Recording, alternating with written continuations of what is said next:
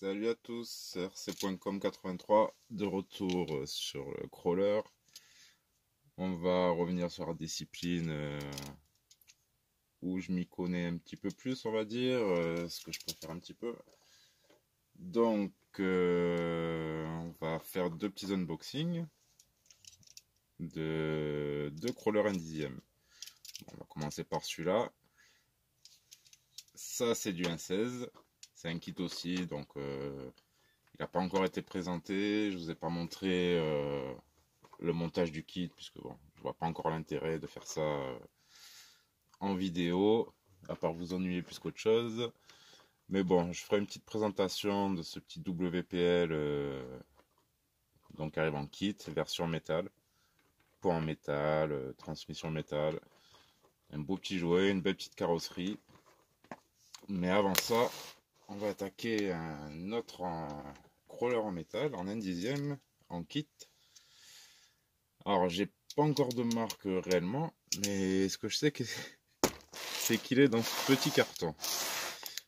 Et quand on voit la boîte, je me dis, j'espère que c'est ça. Bon, 1,8 kg, ça peut correspondre. Évidemment, on n'aura pas la carrosserie, on n'aura pas les roues. Ça, c'est une évidence. Voilà pourquoi le carton est aussi petit. Mais il devrait y avoir des assez bons éléments là-dedans. Mais ce qui me choque, quand on voit la valeur, ça c'est petite combine, sûrement des Chinois, ou je sais même pas, parce que je crois qu'ils viennent d'Allemagne, celui-là, Hollande. Enfin, bref. Valeur du colis, 19,35 $. Je vous avouerai, j'ai pas payé ce prix-là. On peut décaler un petit peu la virgule. Mais bon. On va voir qu'est-ce qui nous attend là-dedans. Normalement,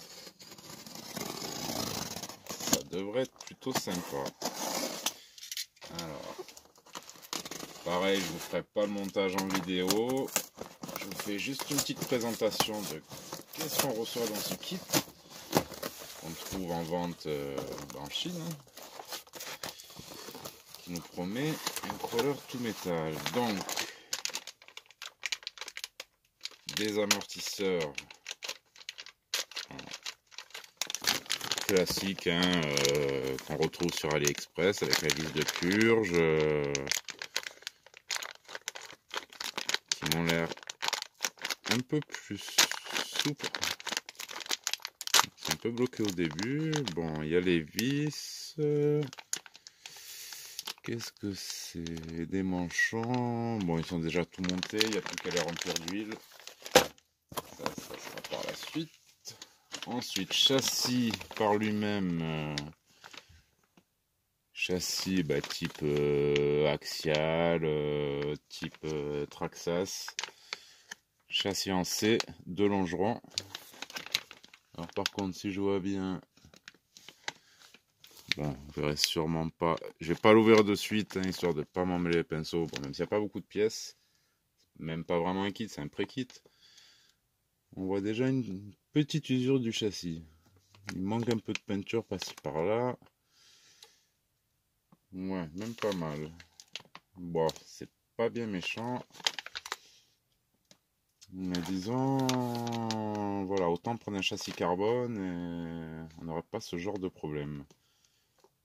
Sur les genres de châssis pareil qu'on retrouve sur AliExpress. Bon, la visserie est dedans. Donc, le châssis. Je pense que la longueur, normalement, on va se retrouver sur un Anthrax de 313 classique. Ah, j'espère, parce que la carrosserie, elle est déjà commandée. On verra ça. Que nous avons donc par la suite? Alors, ça, par contre, ils sont balèzes. Support d'amortisseur métal avec une multitude d'ancrages. Ça, c'est vraiment bien. Plot de carrosserie rond. Mais est-ce qu'ils sont dedans? Mystère. Je ne pense pas. Je dois avoir ça en stock. Ensuite, support moteur en métal. Ouais, bon, ça, apparemment, ça va être du 100% métal. On a un petit peu les trous type axial ou autre. Donc classique. Voilà, par contre, peinture nickel, c'est pas mal, mais bon, c'est une pièce qui va frotter. Nous avons ici toutes les biellettes et les liens.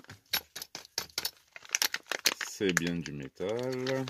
Bon, ils sont juste à visser.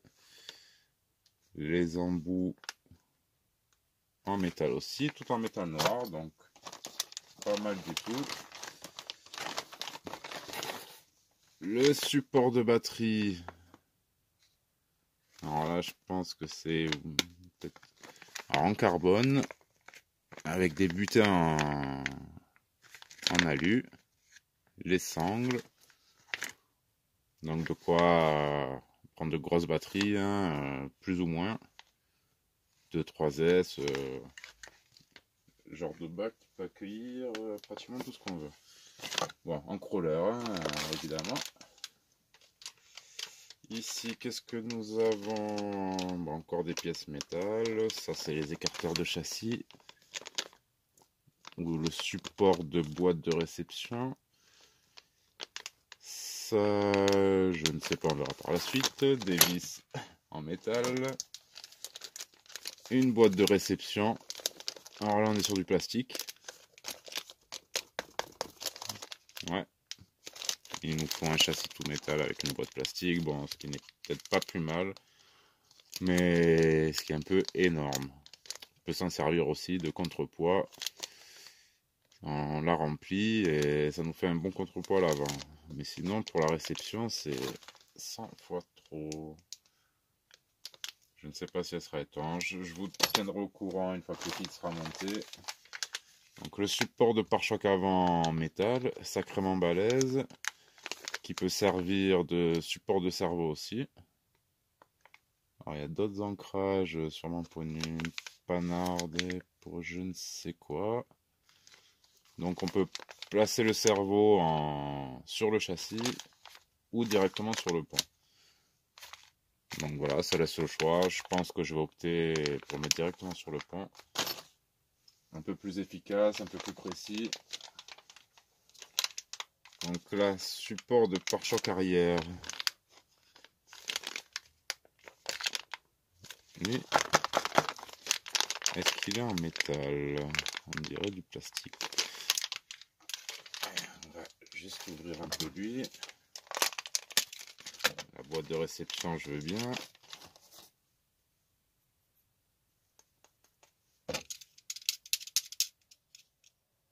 Non. Si. On est sur du métal ou un alu très léger. Ou un alliage. En tout cas, l'aimant, ça ne s'aimante pas, mais... Bon, je fatigue un peu. C'est bien du métal.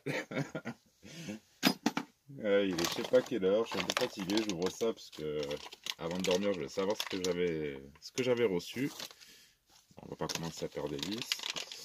Alors une belle boîte de vitesse, alors là oui par contre ouais pareil, hein, tout métal vachement balèze. On se retrouve avec quelque chose d'assez conséquent. Alors d'après la caractéristique de cette boîte, ce qui est bien c'est qu'elle est inversée, ce qui veut dire qu'on aura le moteur vers l'avant. Bon, ouais, pourquoi pas. Bon, par contre, oui, on a des beaux axes de sortie à mesurer, à se demander si c'est pas du 6 mm. Ils sont vachement balèzes. Bien belle, bien lourde. On démontera ça histoire de... Hop, et voilà, de retour. Excusez-moi, plus de place sur le téléphone. Du coup, ben, j'ai parlé dans le vide, hein, comme ça arrive à beaucoup. C'est pas bien grave. Alors, je vais remonter dans ma petite vidéo pour regarder. Tant pis s'il y a eu des bêtises dites avant. Donc on revient sur la boîte. Bon, une belle boîte. On va quand même checker pour le graissage. Un pignon moteur qui est livré avec. Je ne saurais pas vous dire de combien, mais c'est pas un très gros. Voilà. Encore une fois avec chaque vis dédié à chaque élément. Hein. Là on aura les vis pour mettre sur le support. Voilà. Donc cette boîte, on verra ce que ça donne. Question silence, question de bruit. Et on arrive à la partie principale. J'ai l'impression de me répéter. Du coup, je vais sûrement pas dire la même chose. Voilà. Les ponts, métal, portique, avec skid plate. Directement dessus. Alors, ils auraient pu prévoir un skid plate central. Ça aurait été pas mal. Mais bon. Bon, on a des belles cocottes. On doit avoir des bons engrenages à l'intérieur. Dans le pont, ça, de ce que j'ai vu, et rien qu'à le voir dessus, ça a l'air d'être ça, vu les empreintes qu'il y a dessus. Donc on a un pont portique ici, qui n'est pas réduit. On a un rapport de 1/1. C'est-à-dire on a un engrenage de la même taille que celui du dessous. Ça nous sert juste à décentrer l'axe qui va accueillir la roue, histoire d'avoir une meilleure garde au sol au milieu. Bon, faut dire que les ponts portiques, comme je dis, c'est pas une nécessité, mais franchement, ça franchit vraiment bien et ça facilite vraiment le franchissement pour un débutant. Roule dans la caillasse les yeux fermés, comme sur le RCX10 ou l'équivalent du Sherpa, quoi. Ça passe vraiment bien. Bon, évidemment, c'est pas les seuls qui ont des ponts portiques. On a les TRX, il y a les MST aussi. Évidemment, il y a aussi les... Comment ils s'appellent ceux-là? Les Red Cat. Voilà, j'en avais un. Ils sont superbes aussi, même s'ils sont en plastique. Super beau pot sur les Red Cat, que j'adore. Voilà. D'ailleurs, on peut trouver les kits ponts portiques pour une centaine d'euros. Vous avez des bons ponts portiques Red Cat. Bon, ceux-là, ils sont vraiment tout en métal, bien lourds. On aura bien le poids en bas. Et l'avant. Ah oui, ça, je sais pas si j'en ai parlé, les arbres de transmission. Si j'ai déjà dit avant, je sais plus. Bon, en tout cas, du classique sur un crawler, ça fera le taf, je pense. Voilà, sans faire le fou, ça tiendra. C'est pas parce qu'ils sont en métal qu'ils sont de meilleure qualité que je pense que un cardan axial sera de meilleur plastique, sera de meilleure qualité que ça. Voilà.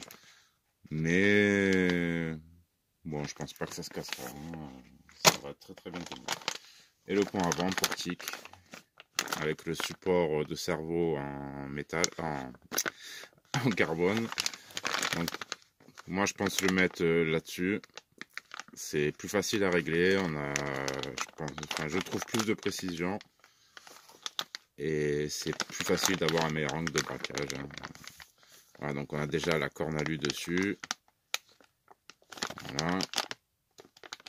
Et franchement, ben, les CVD, le split aussi à l'avant, avec quand même la petite vis en dessous,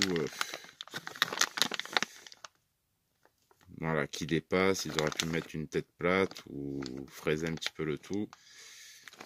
Bon, après c'est pas bien méchant, mais est-ce que cette vis a été vraiment utile? Bon, je verrai ça par la suite. Les hexas, un peu élargis aussi, on a des hexagones de 12 qui font bien un bon centimètre de large. Et on a encore de la place pour les roues. Donc voilà. Je vais monter tout ça. Je vous montrerai un petit peu le petit projet que je vais faire avec. Qui sera sûrement peut-être à vendre, je sais pas. Là c'est pour le plaisir de monter, de découvrir comment va être ce kit pour monter. Donc vous voyez, ne vous affolez pas. Voilà ce qui reste dans la boîte, rien, c'est-à-dire pas de notice. Ça vous servira à rien la notice. Vous pouvez vite fait aller sur YouTube, regarder des gens monter des crawlers, mais vous avez déjà les ponts de montée, la boîte de montée. Donc le reste c'est très simple. Hein. Vous prenez vos longerons. Voilà, plus compliqué, ouais, trouver certains trous, mais on adapte. Vous montez tout un côté et après vous venez monter l'autre et voilà, c'est facile. C'est vite dit. Je vais encore mettre 3 jours à monter ça, non je pense pas. C'est, je vous en parlerai pour le WPL. Vous avez une notice, par contre là-bas faut tout monter. Le WPL qui est là-bas derrière, un 16e. La notice n'est pas géniale, même si elle explique quand même, hein, tout est noté dessus, mais pour la taille des vis, c'est pas évident. Ici, ici, ben, taille des vis, vous les avez avec chaque élément. Donc un peu de bon sens, un peu de logique, et vous montez ça les doigts dans le nez. C'est ça. C'est peut-être pour ça que j'ai choisi le crawler, c'est pour la facilité. En mode gros flemmard, on le monte une fois, ça casse pas souvent. Un boîte de réception. Bon, c'est pas en métal, mais on va pas leur faire un procès pour ça.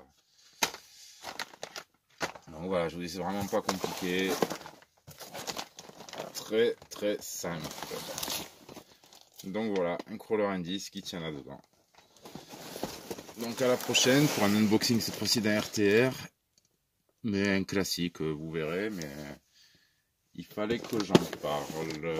À bientôt, merci de m'avoir suivi.